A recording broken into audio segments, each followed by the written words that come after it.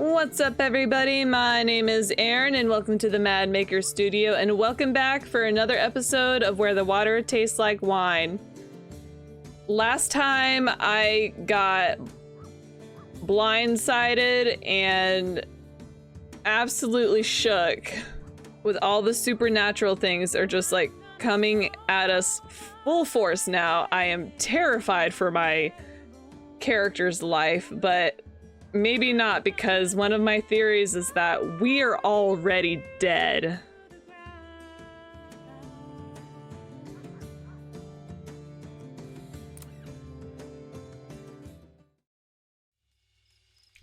Hi, Cassidy. Where are you headed now? I'm thinking about getting out to the coast again. I want to get to Frisco and gaze upon the Pacific Ocean like in days past. Contemplation of water is an ancient healing practice, you know? The vastness of the sea makes the personal wounds we suffer seem small in comparison. That's the theory, anyway. Silas told me that once. Sometimes I want to hear a sadness that resonates with my own. Do you know any stories like that? I sure do.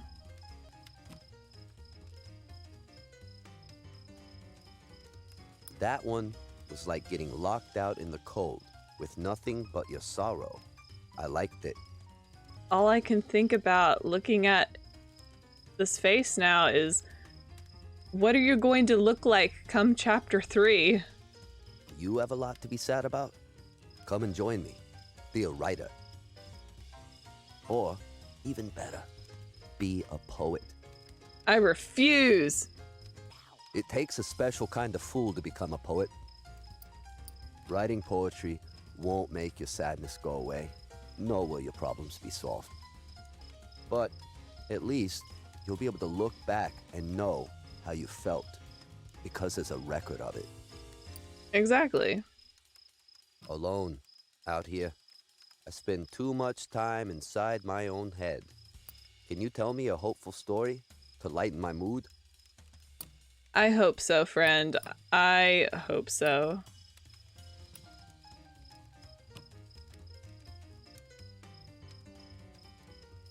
I like that one.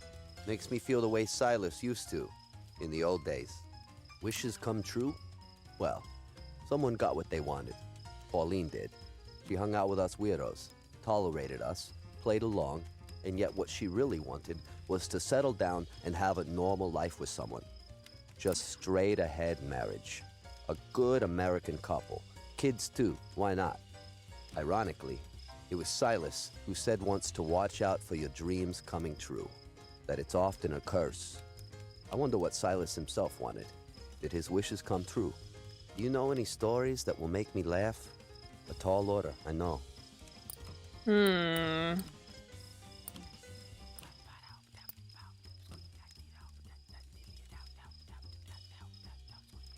Oh, I like that one. Very, very clever. And I can already see myself struggling now. I'm not remembering what stories I've already told a character because it's grayed out if they already know that story. And you can't like swap out stories when you're already in the campfire scene. So I think I'm going to be struggling with that a lot if I'm not shifting around my stories enough, or if I forget, like, oh, they've already known this story, and then I'm like backed into a corner. It's just something I'm going to have to figure out and deal with later on. Joy. You don't really enjoy something unless you experience the lack of it too. Hunger makes the food taste better, and so on. It's an old idea. This is what I tell myself about sorrow too. That the joys couldn't be possible if it weren't for the lows as well. Facts. I don't know if I believe it all the way, though. In the end, a deep, powerful, consuming hunger doesn't make food taste good. It just turns eating into a compulsion. True. Sometimes I want to hear a sadness that resonates with my own. Do you know any stories like that?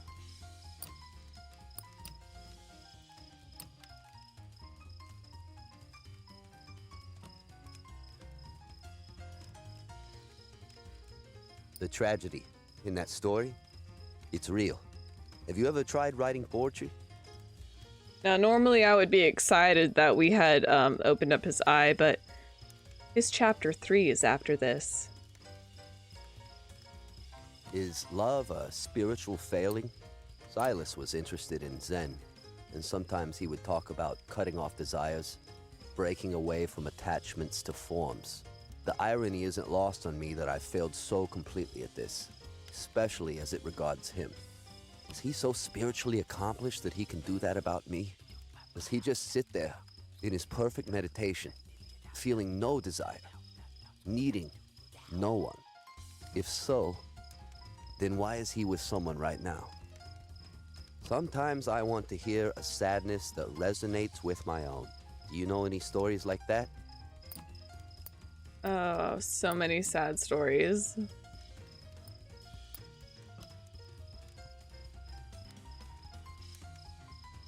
That one was like getting locked out in the cold with nothing but your sorrow. I liked it. Looking back at the past, well, it's just like reading a long list of times I was a fool. Here's an example. Pauline used to write too. Silas and I agreed she wasn't particularly talented. She tried too hard to sound like the writers we adored back then. The attempts were so stodgy sounding I called them the Pauline epistles, which made Silas laugh and laugh. Back then I thought I was so high up, so secure, but in the end he still chose her over me. Aww. I suppose after a while I'll start to realize how little I can change and accept myself as an uprooted poet howling unheard into the winds, seething with anger and pain, exiled to a little island of suffering surrounded by storm clouds. Really just a sad little bum that nobody cared about. Oh, honey. That sounds about right. I've gone on long enough. Next, I'm traveling out this way. Keep an eye out for me if you find yourself over there.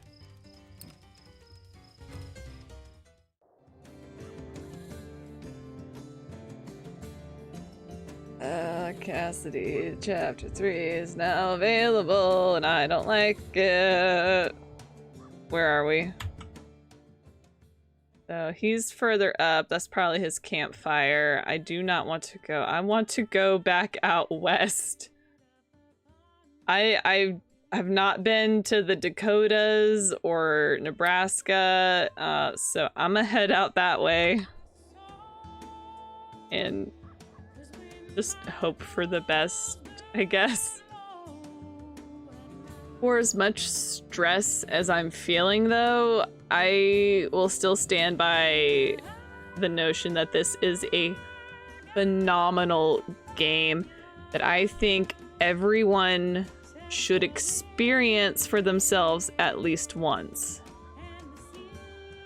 Because I already know I'm going to come back in to do a replay of this, because that's something I find value in with games is replayability. And with all the different branching dialogue options, that's more than enough reason for me to be like, yes, sign me up. I want to play this again and see if what changes. Sure, I'll enter Minneapolis. So we can try to earn some money. You wander the streets of the city looking for a way to make some cash, panhandle, look for work. I'm just gonna panhandle this time. I think I'll just flip-flop back and forth from now on. Not a single cent all day. No one will even look at you. You're not sure whether they're embarrassed they have so little charity or embarrassed they have nothing to be charitable with. Move on. That's okay. I'm not hurting for any stats. So, given what we experienced in the previous episode, I think my goal right now is to try to get to all of our characters to unlock their chapter 3s, and then just dive back into absolute madness and see what happens.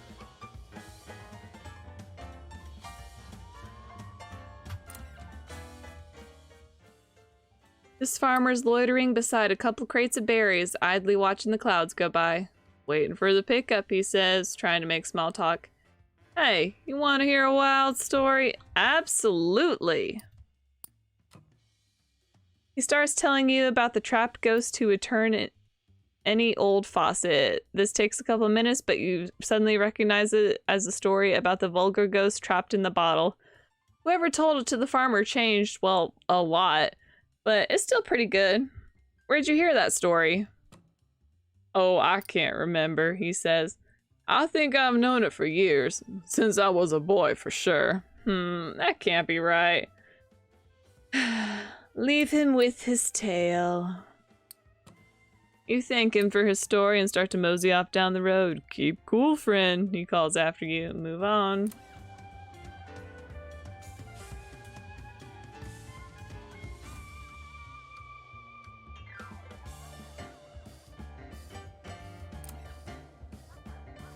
Ride with us a little while, stranger. It's a kind offer.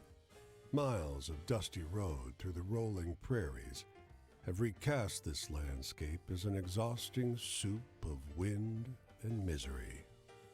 I'm aboard the wagon. There are 4 of them on the wagon. A perfect nuclear family. Mother, father, son, daughter. And a small fuzzy terrier trailing behind. But the pace of their movement is glacial. The draft horse ambles forward, one agonizingly slow step at a time. Why so slow? Ain't no point rushing to get where we were going. The wooden cart shivers with every pebble on the road that its wheels must laboriously traverse. The girl in the back pipes up. The going's the point, see? So I can either leave them behind or keep with the cart. I'll keep with the cart. I think I need a moment to just mellow out and meditate and detach from my surroundings. Time stretches wearily. The father sometimes makes half-inch adjustments to the horse's trajectory, keeping him from ambling off the road. There is some intimation that they are heading for Oregon, but at no point is it mentioned when they might arrive. Move on. A slow-going cart. I'm curious how that one's going to grow, because that doesn't seem like much of a story to begin with.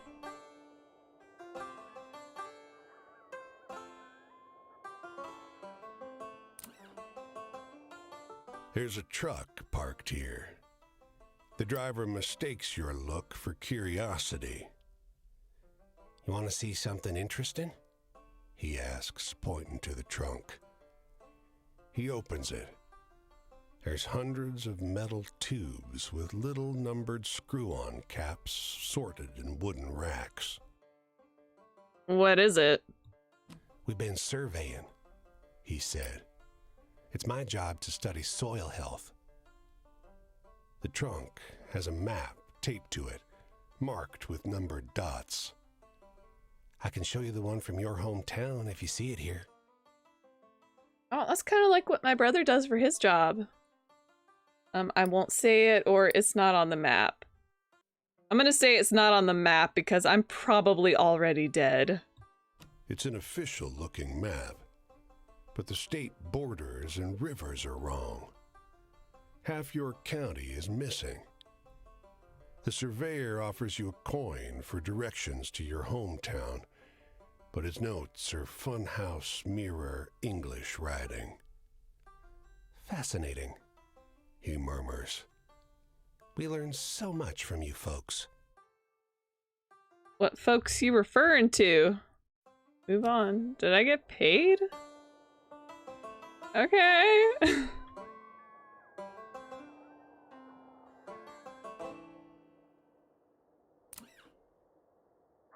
She's getting married, the soldier tells you. The two of you observe the church from the dusty road. straining to hear the faint joy of the ceremony transpiring within. I fought for 10 years to come home because she said she'd be here, waiting for me. And look, can you believe it? No or yes? So what am I supposed to do? What does she expect? That I should throw myself from the nearest cliff? Walk into the ocean? He snorts, sets off down the road. So I can either wait behind or follow him. The wait behind has a love icon. Follow him has travel. Oh, I don't know. Okay, I'm going to wait behind because it has the love icon. Fingers crossed we get a happy, hopeful story out of this. You wait a while. Eventually, the bride emerges from the church, alone, and looks out over the cornfield. When she sees you, and only you, her posture falls in a full-body sigh. She picks up the hem of her dress and goes back inside. So she was waiting for him and just... I have a problem with this story. Communicate, people! Move on. Soldier who came home to find his girl getting married. Well, she didn't get married. I guess she was just waiting for him. And then just didn't bother to, you know, check outside, I guess. Oh, I'm getting sleepy. Oh, we're already up near Canada. Can I cross into Canada? Will it let me?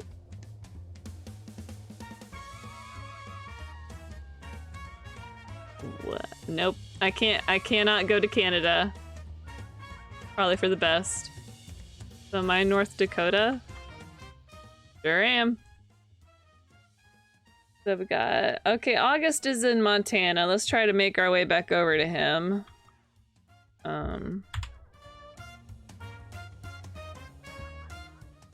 Okay, so I stepped in here to kind of swap my stories around. And yeah, we did get paid for the soil surveyor.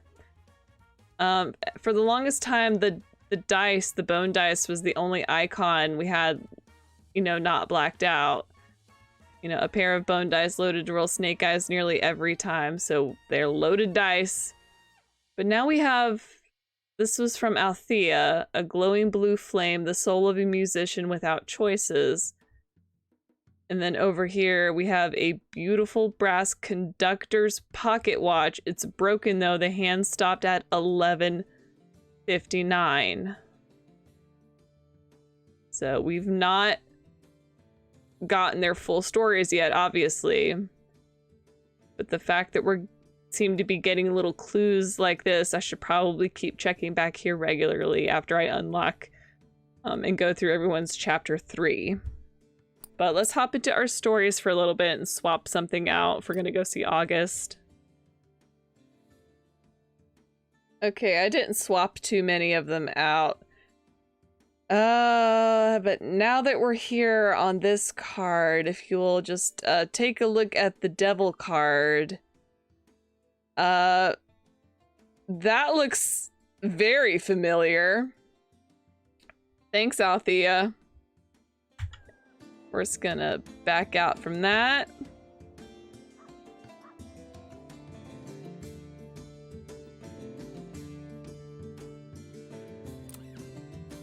The car is a lifeline, your one hope to escape the encroaching storm. It rattles along a few yards ahead of the storm front, jouncing and juddering, one pothole away from being swallowed by the choking dust. A figure clings to support straps mounted on the back. Catch a ride. You grab the straps and haul yourself up. "Oh," shouts the woman on the back, "a fellow observer." She's wrapped in a scarf and aviation goggles, juggling a pen and a notebook while hanging onto the unsteady car. The dust scours your face and rips at your clothes. Can't we go faster? We're not done with our observations. She threads one arm through the straps and makes another attempt to write, but it comes out illegible. Blast it. Get inside and take dictation, will you? Okay, or you're insane. I'm gonna say okay. You clamber through the open back window, and she hands you pen and notebook. You scribble furiously while she dictates the finer qualities of the dust and wind assaulting the car until her voice is hoarse. That'll do. She bangs on the roof. Judith, let's go. Move on. Women who studied dust storms. Well, that's pretty cool.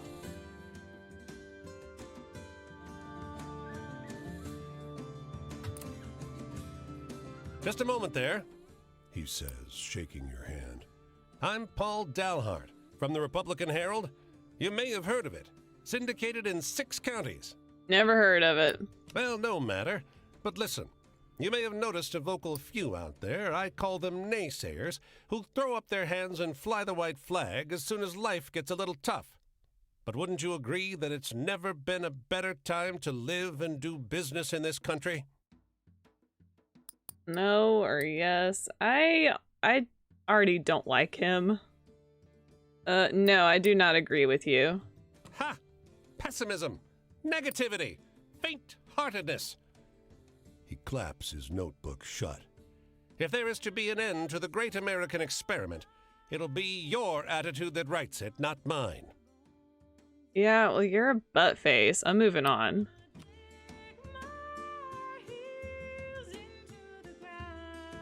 I get enough of that shiz in real life. I don't need it in the in-game universe. But I guess that's the point. Man, there's lots of stuff over here. I'm gonna need to find a campfire soon. I'm getting real sleepy.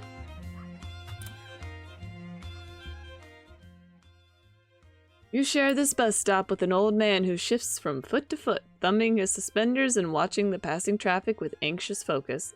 Hey! He blurts suddenly, turning towards you. Want to hear a good story? Sure. With the air of a man who's distracting himself from something, he stumbles quickly through a tale about the ghosts who murdered the Cincinnati Symphony Orchestra, confusing himself now and again, backtracking and adding new details out of order. You barely piece the story together. Wait a second. You suddenly realize that he's told you a twisted version of the story about the mischievous ghosts of the Cincinnati Music Hall, but massively changed with a whole new chunks you don't remember. It's true, the old man insists, turning his wincing eyes back toward the road. And with that, the conversation seems over. Wow, I don't even get a chance to try and debunk him.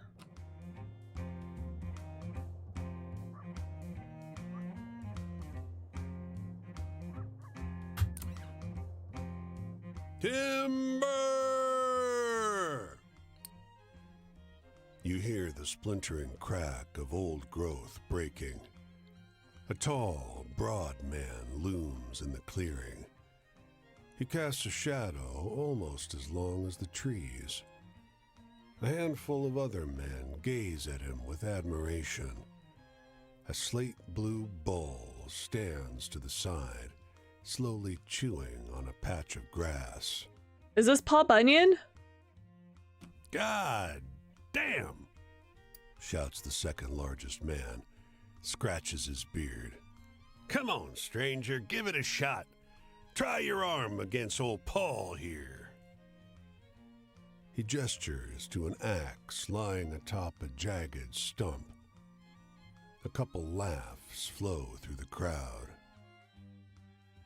Oh, this is so refreshing after back to back to back ghosts and spirits and just insanity. This is so refreshing and familiar. Now, if we could just find Johnny Appleseed. You strike out at a reedy spruce. The axe thwacks into the trunk and roots there. You wrench it out and swing again. Your rhythm is shattered by wood splintering. Your opponent has just cut through 2 thick evergreens growing close together in one fluid movement. Now, is that really necessary? Stop or keep chopping? I guess I'll keep chopping. I've got my big old bony skeleton arms now. I reckon I could keep up. Thwack, thunk, thwack. The huge lumberjack is cutting a circle around you, barely stopping to let one tree fall before he strikes another. The bearded man shakes his head, watching with amusement. Another lumberjack claps him on the shoulder. Keep chopping or stop? I guess I'll stop. Jeers and hollers go up from the assembled crowd. Knew you couldn't handle it, the bearded lumberjack crows. Don't even want to bother finishing. The huge woodcutter doesn't seem to mind the din. He just goes on chopping.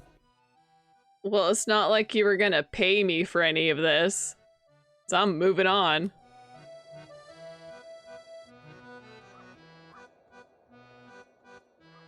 I got places to do or people to see. Excuse me, let me rephrase that. I got places to go and people to see and things to do. The Chinook salmon, having come to the end of its journey, is a grotesque beast. A great curved hump on its back, and that deformed hook of a jaw. The raven perched on it is unusually large, with a fat tuft of black feathers wrapped round its neck like a mane. Watch it, I guess. With one practiced peck, it strikes at the salmon's blurred eye and pops it like a grape snapping open under your teeth. After tasting the fluid inside, it turns toward you, beady black eyes glinting in dying sunlight. You want some? I can't eat this all by myself. And we're talking to animals again. No or hell no. Those are my options. Well, I don't want to say hell no. I'll just say no thank you. Be very polite because this bird friend was offering to share a meal with us and not wanting the fish to go to waste. Suit yourself. It steadies itself on the carcass, and some of the uric smell wafts over to you. Don't look a gift eyeball in the mouth's what I always say. Its voice is throaty and rough, fittingly. What are you here for, if not the salmon? This is also the first time that we've, I drift or I collect people's stories. We're doing both, but the main reason I'm drifting is to collect people's stories because I have a debt to pay. And this is the first time, we've been asked something and have an option to respond in this manner. The animals are throwing me off in this game. People stories, huh? It tries to preen a stray feather back into place, but it only ends up more crooked. What's so great about people? You should collect raven stories. Much better. Oh, heck yeah. Tell me one. Well, this one's a secret. It flaps its wings and flies towards you, perching on your shoulder. You see, there once was this raven who liked to... And then, instead of finishing his thought, he just snaps at your eye with that sharp needle of a beak. Rude. Is that all you do? Were you not even going to eat the rest of the fish? You were just going to eat the eyes?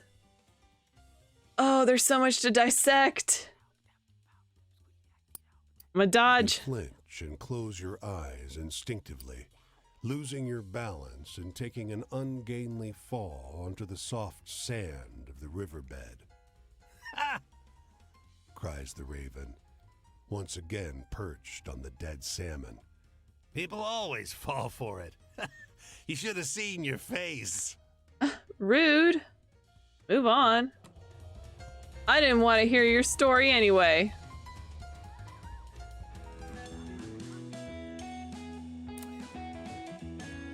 The creature looms in an evergreen clearing, blood spattered around its maw, one enormous paw still buried in the flesh of the man sprawled beneath it.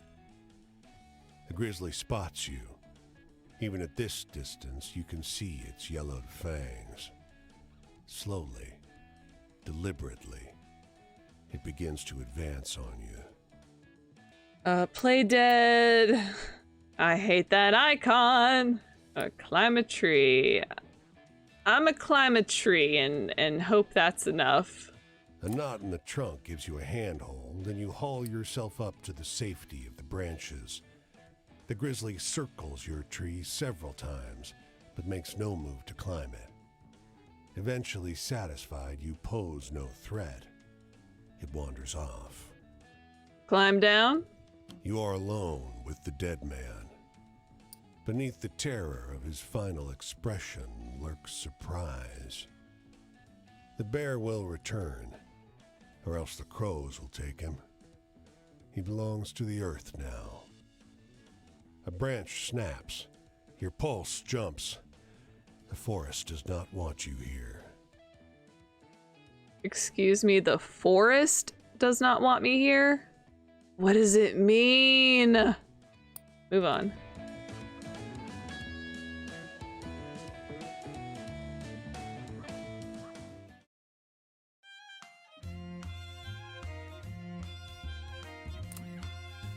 A plank has been precariously raised as a tiny jetty over a creek, cutting its way through the woods. She's dressed in a simple baby blue dress of the same cloth as her daughter's. Both are bent at the waist, staring into the clear water. Approach? It fell somewhere in here. Can't have gotten far. She has the rocky voice of a distraught person who's unused to being distraught. Hey, you! She runs toward you, looking through displaced locks of wavy black hair. Do you see my ring down there in the water? Look around. Your eyes scan the bottom of the water, looking for a glint of metal among the moving shimmers of tiny, silver-scaled fish.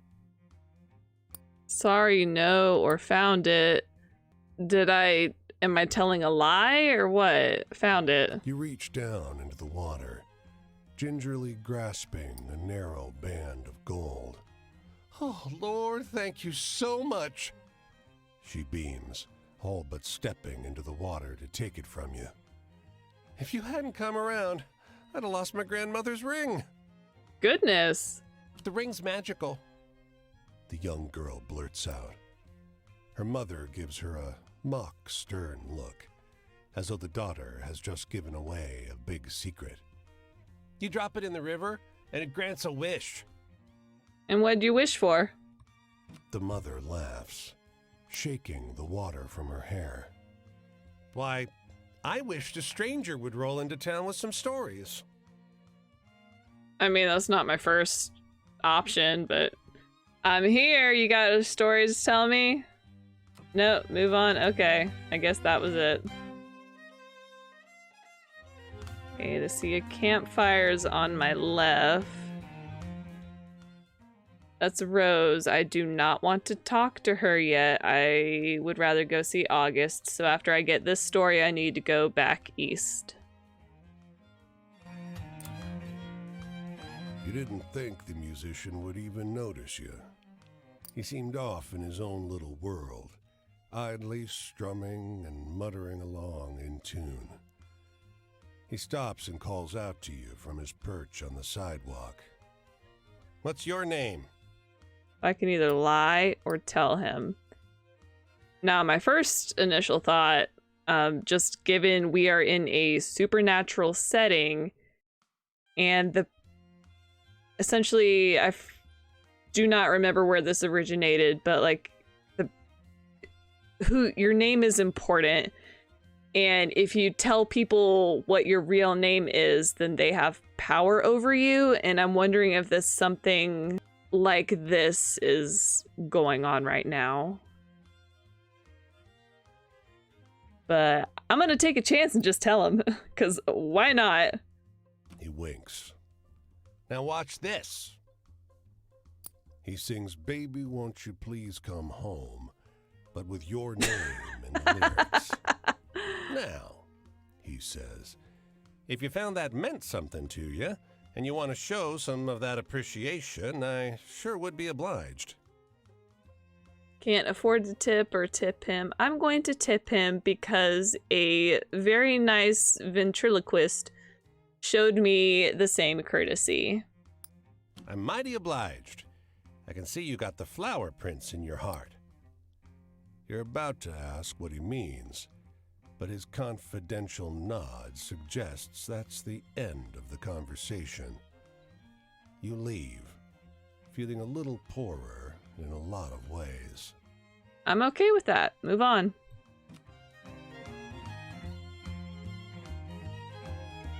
What?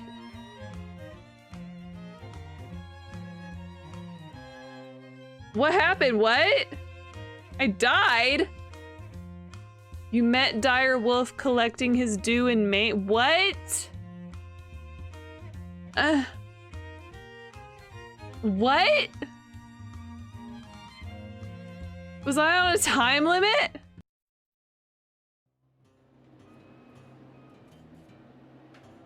Bad luck again, but there's no shame in dying. What did I Everyone does do? it. How did I get here? I need to rewatch my first. What? Did I die? What? Explain yourself. You still have a job to do. But if you want to learn anything more from me, now's the time. And I'm sure we'll end up seeing more of each other before you're through. What do you want from me, dude? What happened? What am I supposed to give you?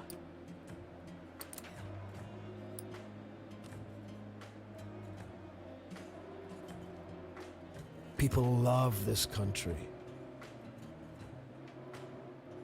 But in so many ways, unrequited, passionate, desperate, innocently, despite it all. And it's not telling me what he wants.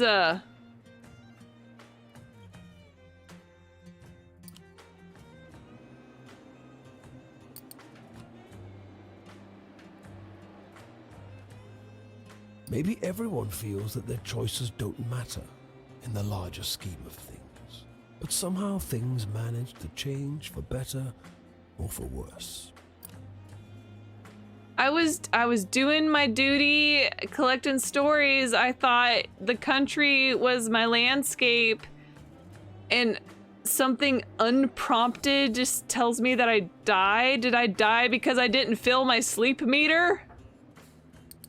I would have been good to know.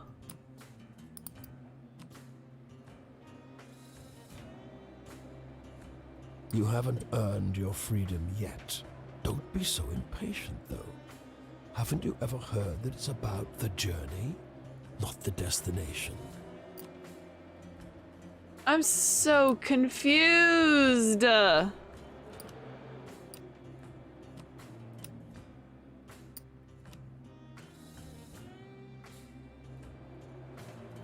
met my family. They're yours now, I suppose. Who do you think we were playing with? They're an odd lot, but whose family isn't? Can I go now?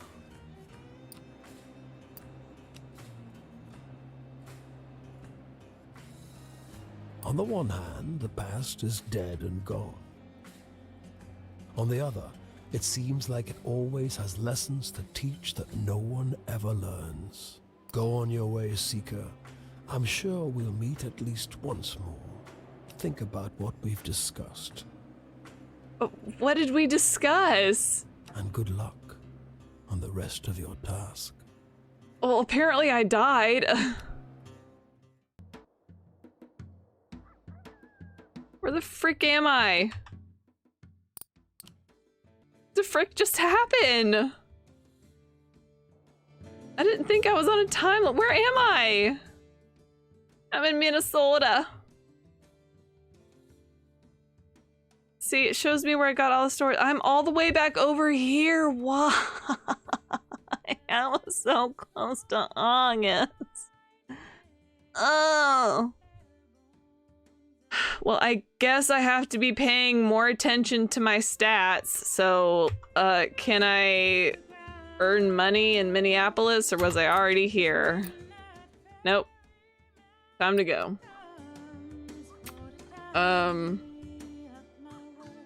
I had a good thing going, and then I got pulled back over here, and I don't know why. It looks like all of my stories may have stayed intact, though.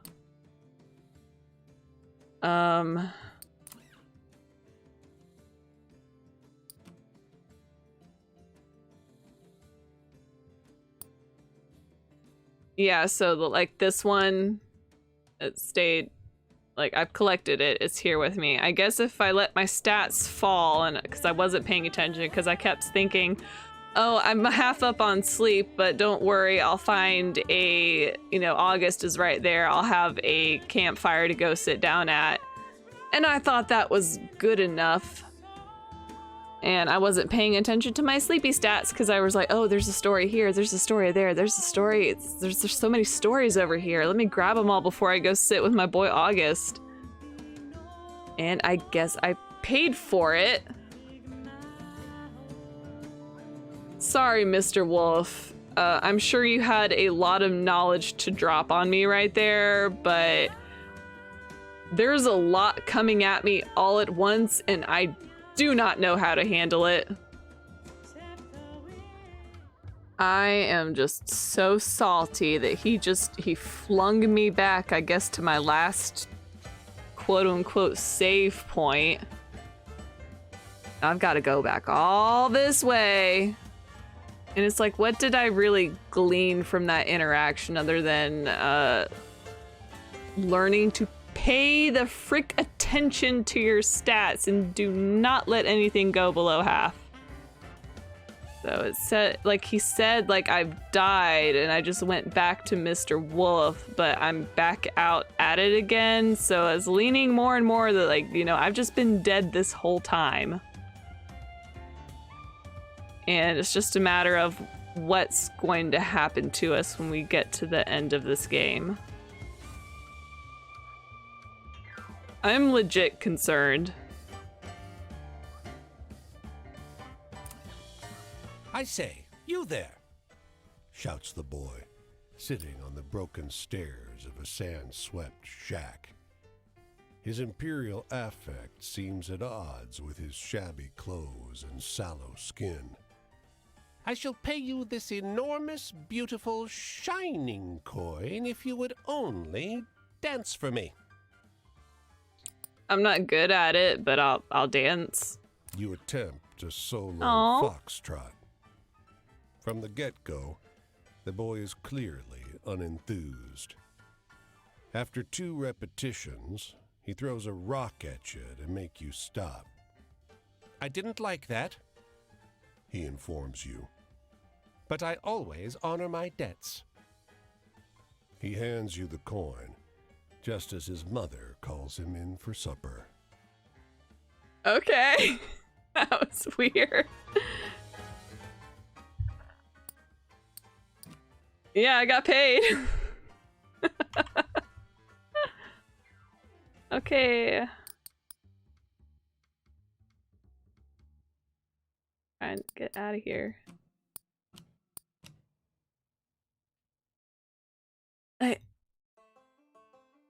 How did I die in the Northwest? I'm so confused.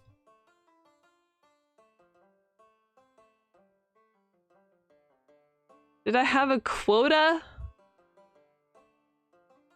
Can I zoom in on anything? Oh my goodness. What's my progress looking like? There's 2 characters I have not met yet. Althea terrifies me, but okay. I need to remember that this is here because I want to get everyone on an even playing field now that I know that Chapter 3 just opens the portal into madness. Okay. I wonder how Dupree's doing. I haven't seen her in a while. Okay. Goal, get everybody up Chapter 3 and brace yourself.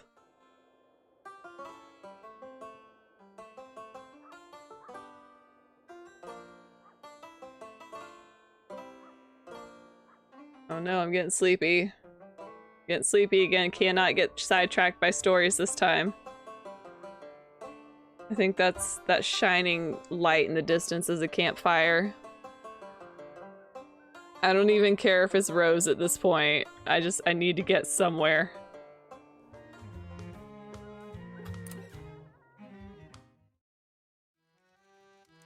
Oh, August. I was still a kid when Dame started turning my head. Long gams, gleam in her eye, all dolled up, and I was done. I didn't know how to talk to a dame. I was a boy, play acting as a man. But when I indulged in a little liquid courage, I was off to the races. But you tell me, what's the wildest thing you've seen on the roads out here? Anything good and exciting? Oh, August, if only you had known what I've gone through these past few days.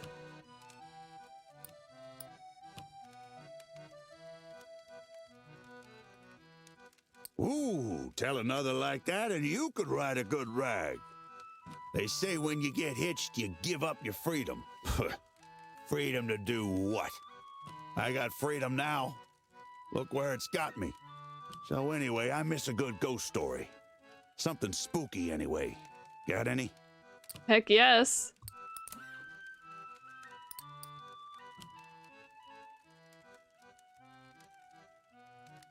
Those scary ones can be good, the way you tell them.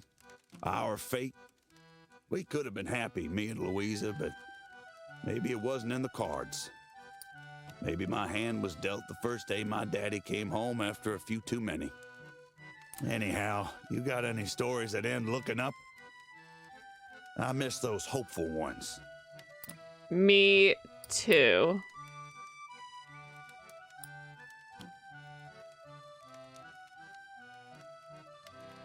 Leaves a warm feeling in your chest, huh?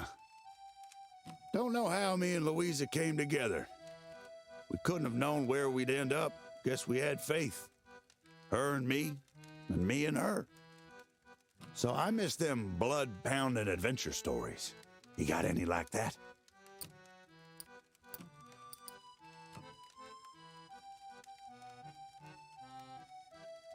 My blood's pumping. That's the kind I used to like as a boy. Travel didn't mean so much to me when I met Louisa. I stopped reading about faraway places I didn't need to. There was a whole world in her eyes. But you tell me, what's the wildest thing you've seen on the roads out here? Anything good and exciting? Well, apparently I died around here and came back, but I had to respawn in Minneapolis.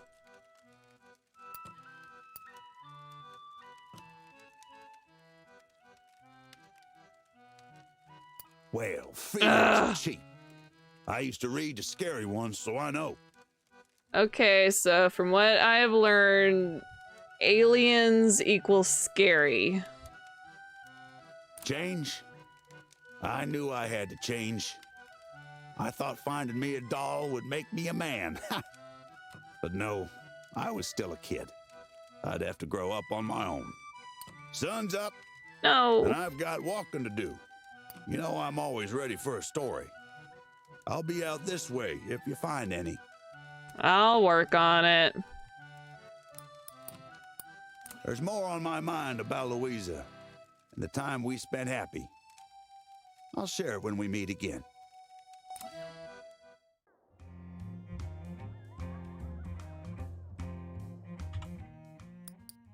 Hey, yep, so that refilled our sleep, so I'm no longer paranoid about that right away. Let's grab these 2 bubbles, and then I think I'll call it a day.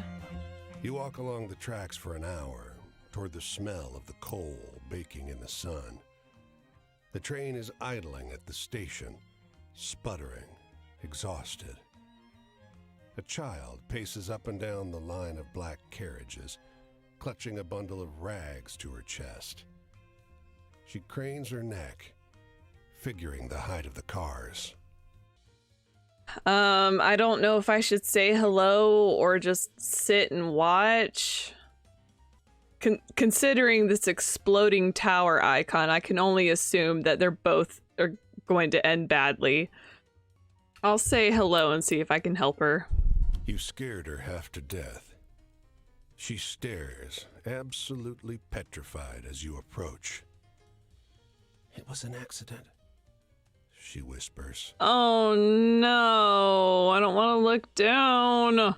All you can see in the heap of blankets she carries in her arms is the infant's tiny leg, pale and blue. What? I thought it was gonna be like a cat or a dog, and now is it her baby or her sibling? Oh, the story sucks.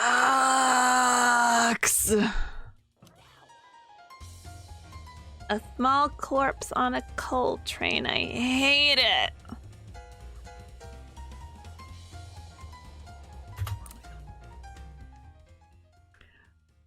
Listen to this, blurts a boy loitering outside this grocery store. He works his way through a long and strange story about the whole group of boys who work themselves to death in a cornfield.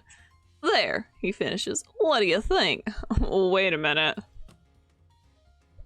You know the story. It's the story of the boy who died in the fields where no one could be called to collect his body but wildly altered. For a couple moments, you're too surprised to respond. Seriously, the boy insists. What do you think about that one? It can't be real. It's a great story. Always let the story grow. He smiles sheepishly. Thanks, he says. I heard it from my brother. Move on. Okay. So only because I can see this one blurb down here. That is the only reason I am going to go ahead and nab it.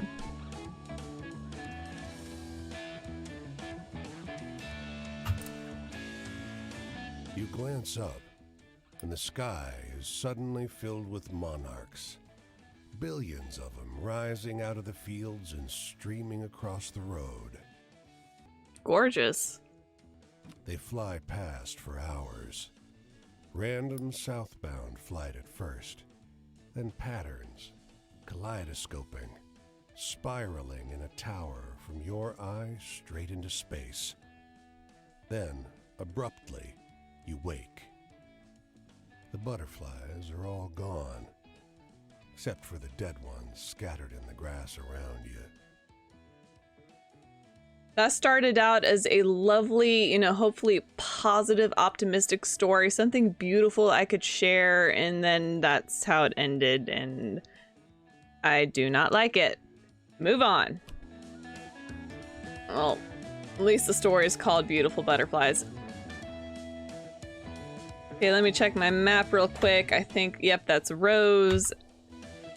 I do not have the energy to deal with her right now. So I'm going to go ahead and call this episode of Where the Water Tastes Like Wine here. Thank you so much for joining me and enduring my sputtering bouts of destabilization. Please leave a like, comment, and subscribe if you haven't already, and I hope to see you next time. Bye!